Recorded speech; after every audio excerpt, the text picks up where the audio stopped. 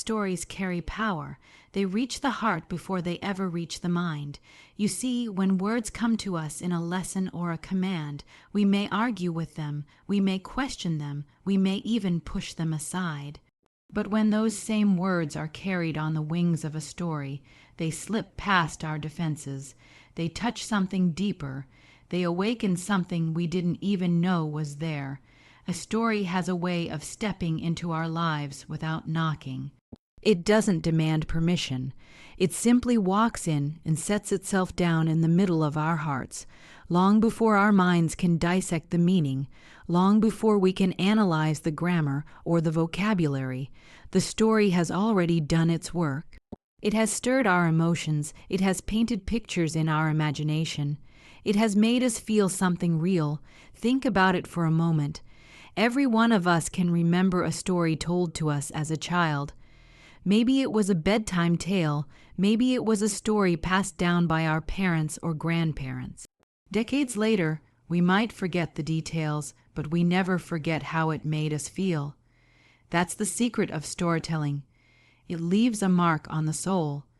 And when we tie that power to learning a language like English, something extraordinary begins to happen. We no longer just study words on a page. We live inside the words. Take the story of the ghost ship. On the surface, it's about Jack climbing aboard the Black Pearl, about a crew that once betrayed him, about forgiveness and courage. But if you listen closely, it's more than that. It's a picture of the human heart. Jack could have turned away. He could have chosen anger. He could have chosen bitterness, but instead he smiled. He looked back for only a moment, then turned his eyes forward to the ocean, to the horizon, to a new beginning. Isn't that what we all long for? A chance to leave behind yesterday's regrets and set our course toward tomorrow's promise. And that's what makes stories powerful in learning. They are not just exercises in vocabulary, they are lessons in living. When we hear Jack's words, "You came for me," we don't just hear English, we feel the cry of a man longing to be remembered. When we hear Gibbs say, "I know it was wrong of us, but," we feel the weight of regret, the ache of failure, and the hope of forgiveness. And when AnaMaria turns and declares, "The Black Pearl is yours," we feel loyalty, honor, and trust restored. These are not just sentences to translate. They are truths to live by. That's why stories carry power, because they remind us that language is more than grammar and rules. It is connection.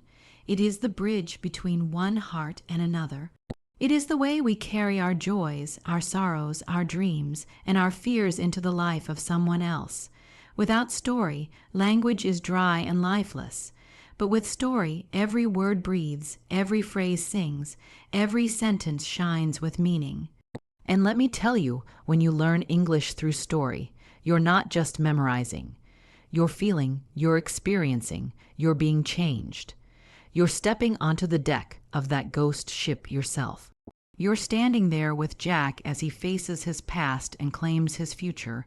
You're tasting the salt of the sea, hearing the creak of the sails, and sensing the freedom of the open horizon. Suddenly, English is not just something you study. It's something you live, so I say again, stories carry power. They reach into the hidden places of the heart. They stir the imagination and move the will. They awaken courage and soften pride. They remind us of what we are and point us to what we could be. And when we allow that power to guide our learning, when we let story lead us, we discover that language is not a burden. It is a gift. That is the power of story. The ghost ship is more than a tale. It's a journey of courage, choices, and redemption. If you only look at it as a story of sailors, a ship, and the sea, you miss the depth of what it carries. Because beneath the sails and the salt water, beneath the creak of the ropes and the clash of steel, there is a message that speaks to every single one of us. A message that says life is not just about where you've been, but about the choices you make today and the courage to walk into tomorrow. Think about Jack as he swam toward the Black Pearl.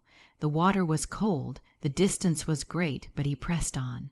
Why? Because deep inside he carried courage, the kind of courage that rises when you have nothing else left. That's the same courage every person needs when life knocks us down. It is not the absence of fear. It is the strength to move forward in spite of it. Jack knew betrayal, he knew loneliness, but he also knew the call of destiny, and so he climbed aboard, dripping wet, but unbroken. That is courage, and then there are the choices. Life is filled with them, isn't it? Some are small, almost unnoticed. Others weigh heavy, shaping the very direction of our lives. Gibbs had a choice when he looked Jack in the eyes. He could remain silent, hide his guilt, pretend it didn't matter. But he confessed, "I know it was wrong of us." That was not weakness, that was strength, because admitting fault is one of the hardest choices a man can make. And Jack had a choice, too. He could have clung to anger, he could have punished Gibbs, he could have turned his back. But instead he smiled, he chose to move forward. You see, the ghost ship is not just about sailing across an ocean. It's about sailing across the storms inside our hearts. Courage is needed to take the first step, but choices determine where we go from there. Every wave that strikes the ship, every gust of wind, is a reminder that life will test us, but it's not the test that defines us, it's how we respond. Do we give in to fear? Do we hold on to bitterness? Or do we rise with courage, make the right choice, and step toward redemption? Ah, redemption. That word is the heartbeat of this story. Redemption is not erasing the past, it's transforming it. AnaMaria looked at Jack and said, "The black pearl is yours." That was not just a statement about a ship. It was a declaration that the wrongs of yesterday did not have to rule today. The past betrayal was real, the wounds were real, but the gift of loyalty was even greater. Redemption says, yes, you fell, but you can rise again. It says, yes, you were wronged, but forgiveness can set you free. Isn't that what every soul longs for? To know that failure is not final, to know that betrayal does not write the last chapter, to know that even in the darkest night, a new day can break over the horizon. The ghost ship whispers that truth. It points us to the reality that courage will carry us through the storm. Choices will set our course, and redemption will give us peace. And this is why learning through story is so powerful. Because when you hear these words in English, you're not just learning a language, you're learning life. You're learning that courage is not just a vocabulary term. It is the heartbeat of a man swimming against the tide. You're learning that choices are not just grammar exercises. They are decisions that shape destinies. You're learning that redemption is not just a difficult word to pronounce. It is the promise that no mistake has to be the end of your story. The ghost ship is more than a tale. It is a mirror that reflects who we are and who we can be. It reminds us that courage is within reach, choices are in our hands, and redemption is always possible. That is the journey, and that is the truth. Learning English through story is not just about words. It's about living inside the experience. Too often, we think of language as a list of rules, a collection of vocabulary, a set of phrases to memorize. But language was never meant to be locked in a textbook. It was meant to breathe, to move, to carry life. And when you step into a story, you step into a world where words are not lifeless symbols, but living voices. You don't just study the sentence. You feel it, you live it, you become part of it. Imagine for a moment that you are standing on the deck of the ghost ship. The sea is rolling beneath your feet, the sails are snapping in the wind, and the air is filled with the salt of the ocean. Jack is there, dripping from his climb aboard, his eyes flashing with determination. Gibbs is there, shoulders heavy with guilt. AnaMaria is there, strong and steady, her voice firm as she says, "The black pearl is yours." You're not just hearing English, you're experiencing it. The words are not flat on a page. They are alive all around you. That's the difference a story makes. When you hear a word like betrayal, it's not just a definition in a dictionary. It's Gibbs lowering his eyes, ashamed of what he's done. When you hear a word like forgiveness, it's not just a moral idea. It's Jack choosing to smile, choosing to move forward, choosing not to hold on to anger. When you hear a word like loyalty, it's not just a concept. It's AnaMaria standing tall, handing back the ship that was never hers to keep. Every word has weight because every word carries life within the story, and that's how real learning happens. We don't remember dry lists, we don't hold on to endless drills, but we do remember experiences. We remember what touched us, what moved us, what made us stop and think. A story has the power to take ordinary words and set them on fire in your heart. It makes you feel the sting of regret, the relief of forgiveness, the triumph of freedom. That's why you don't just learn English through story. You live English through story, and isn't that what language is for? Not simply to pass an exam, not simply to check off a lesson, but to connect, to share, to enter another world of meaning. When you live inside a story, you're practicing the very heart of language. You're listening, you're feeling, you're imagining. And those three things, listening, feeling, imagining, are what anchor words deep in the soul. Long after you forget the grammar rule, you'll remember the sound of Jack's voice, the look in Gibbs' eyes, the strength in AnaMaria's words. That memory becomes your teacher. That experience becomes your classroom. And here is the beauty of it. When you learn this way, the language is no longer foreign. It becomes yours.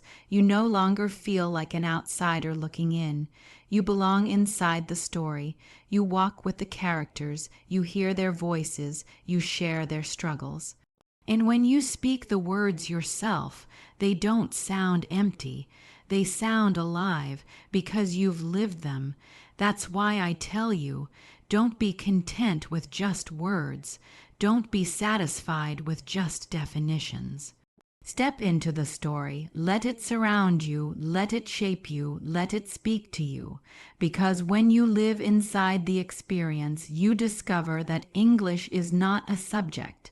It is a life. It is a way of seeing, a way of feeling, a way of being part of something larger than yourself. Learning English through story is not just about words. It's about living inside the experience. Every character teaches us Jack's courage, Gibbs' regret, AnaMaria's loyalty. That's the beauty of story. It doesn't just entertain us, it shapes us. It doesn't simply pass the time, it passes down truth. Every man, every woman, every figure that steps onto the stage of a story becomes more than ink on a page. They become a voice speaking to us, guiding us, reminding us of what really matters. And when you step into the ghost ship, you quickly see that each character is a teacher in disguise. Look at Jack. He comes to us not as a perfect man, not as someone without scars, but as one who has faced betrayal, faced hardship, and still stands tall. Jack teaches us courage. Not the kind of courage that roars loud and boasts of its strength, but the quiet kind. The courage to keep going when the waters are rough, when the past is heavy, when the future is uncertain. He swam through those waters not because it was easy, but because something within him said, "Don't give up." And that's a lesson for all of us. Life will throw storms our way. There will be times when we are betrayed, times when we are pushed aside, times when it feels like everything is against us. But courage doesn't quit.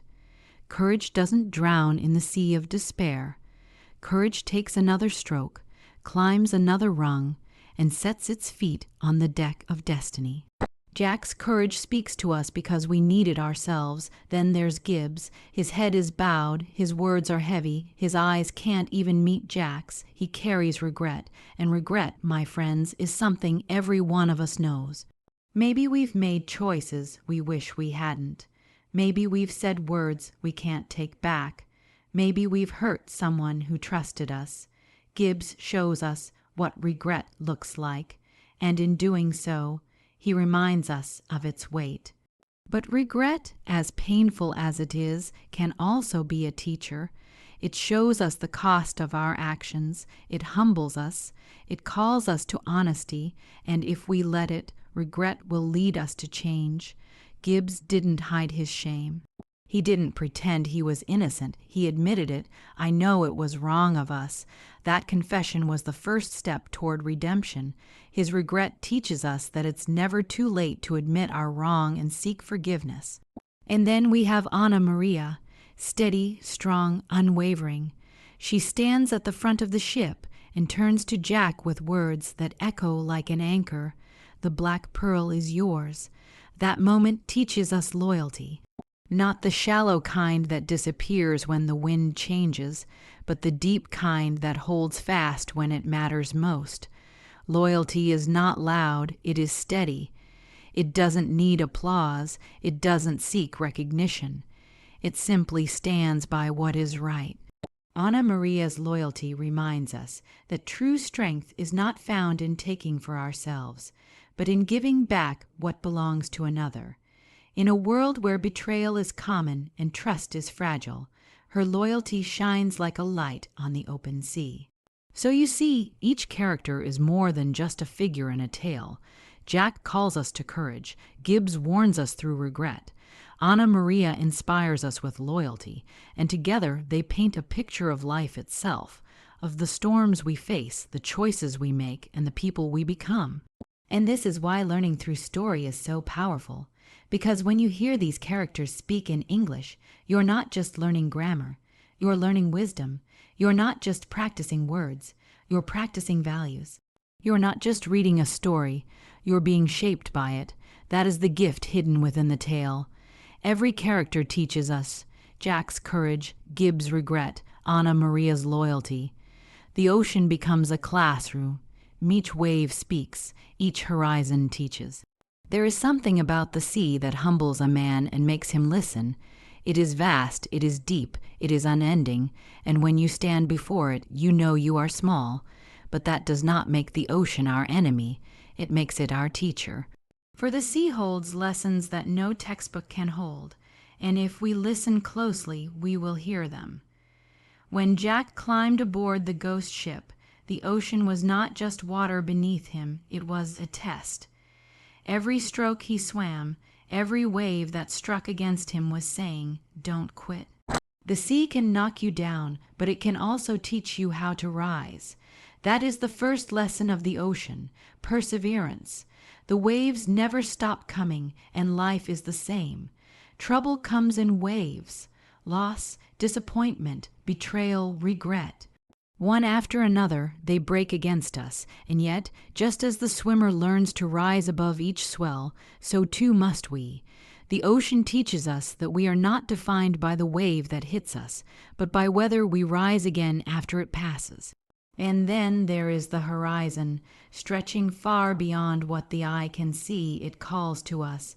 It whispers of places we've never been, dreams we've never lived, lives we've never touched. That horizon is a teacher, too. It tells us that there is always more ahead, more to discover, more to hope for. Too often we get caught staring back at the shore, tied to yesterday's mistakes, bound by the regrets of the past. But the horizon says, look forward. It says, your future is greater than your past. For Jack, that horizon meant freedom. It meant destiny. It meant the promise of a life beyond betrayal. And for us, it means the same. The ocean also teaches us patience. The sea does not bend to our will. You cannot command the tide to come in sooner or the storm to pass quicker.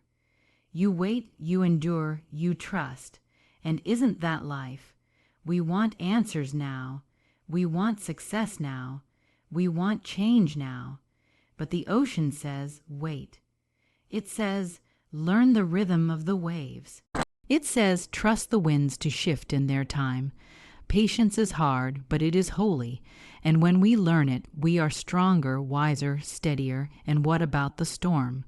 Dark skies, crashing waves, winds that howl through the sails. The storm is the ocean's greatest lesson. for it shows us that strength is not proven on calm seas, but in the raging winds. A ship resting in harbor will never learn its power. It is only when the storm rises that the sailor discovers what he is made of. And so it is with us. Our storms test us, but they also reveal us. They show us where our anchor lies, where our hope rests, where our courage is found. The ocean is also a place of wonder. At dawn, when the light breaks across the water, when the colors stretch like fire across the sky, it teaches us beauty. At night, when the stars reflect in the waves, when silence fills the air except for the rhythm of the sea, it teaches us awe. And how much we need that in our lives. We get so caught up in work, in worry, in weariness, that we forget to look up, to breathe, to marvel. The ocean says, "Be still." Remember that life is bigger than yourself. Remember that creation sings a song greater than your own. And so the ocean becomes a classroom. Its waves are words, its tides are lessons, its horizons are promises. For Jack and his crew, the sea was not just a setting. It was a teacher shaping their choices, shaping their future. And for us, if we will listen, it is the same. The ocean becomes a classroom. Each wave speaks, each horizon teaches. Through story, we find our voice. And with that voice, we step into a greater world. That is the gift of storytelling. Because without a voice, a person drifts in silence. Without a voice, dreams remain locked away, feelings stay hidden, and truth goes unheard. But story has a way of drawing that voice out of us. It gives shape to what we feel, it gives words to what we believe, and it gives courage to what we long to say. Think of how a child learns to speak. They don't begin with grammar rules or lists of vocabulary. They begin with stories, they listen, they imitate, they act out what they see and hear. A bedtime tale, a family memory, a simple fable. These shape the way a child speaks, the way they imagine, the way they understand the world. And the same is true for us as we learn. Story gives us a place to practice, a place to belong, a place to raise our voice without fear. When you listen to the story of the ghost ship, you're not just hearing about Jack, Gibbs, and AnaMaria. You're stepping into their voices. Jack's courage becomes something you can echo. Gibbs' regret becomes something you can confess. AnaMaria's loyalty becomes something you can declare. And as you speak their words, you discover your own. That's the power of story. It does not only speak to us, it speaks through us. It makes us participants, not just observers. And once you find your voice in story, that voice doesn't stay there. It carries into the greater world. You begin to use it in your own life. You find the strength to say what once you held back. You discover the courage to forgive, the honesty to admit wrong, the loyalty to stand firm. The very lessons carried in the story become words on your lips, actions in your hands, truth in your heart. Story trains us not only to speak English but to live it, for language without a voice is empty. You can know the rules, you can memorize the phrases, but if you never speak from the heart, it remains hollow. But through story, words are no longer mechanical. They are meaningful, they carry life, they carry emotion, they carry conviction, and that is when you know you've truly found your voice. And when a person finds their voice, doors begin to open. Suddenly, conversations that once felt impossible become natural, relationships deepen, opportunities grow, confidence rises, a voice changes everything, because it is not just about being understood. It is about being heard. It is about stepping out of the shadows into the light of connection, into the fellowship of community, into the greater world that waits for you. The world is filled with voices, but it is waiting for yours. Your story matters, your voice matters, and the more you practice through story, the clearer, the stronger, the bolder that voice becomes. That's why it is not enough to read in silence, not enough to listen passively. You must enter the story. You must speak it, live it, let it shape you. Because when you do, you discover that English is not simply a language you study. It is a voice you carry, and that voice is your bridge to the greater world. It's your bridge to understanding others and being understood yourself. It's your bridge to new friendships, new horizons, new dreams, and it begins right here in the story. Through story, we find our voice, and with that voice, we step into a greater world. Thank you for joining me on this journey through the ghost ship, where stories carry power and every wave teaches us something new. We've seen courage, regret, and loyalty come alive, and we've learned that English is more than words. It's an experience we can live. Through story, we don't just study, we find our voice, and that voice leads us into a greater world. If this story has inspired you, don't let it end here. There are more journeys waiting for you. So like this video, subscribe to the channel, and let's keep walking these stories together.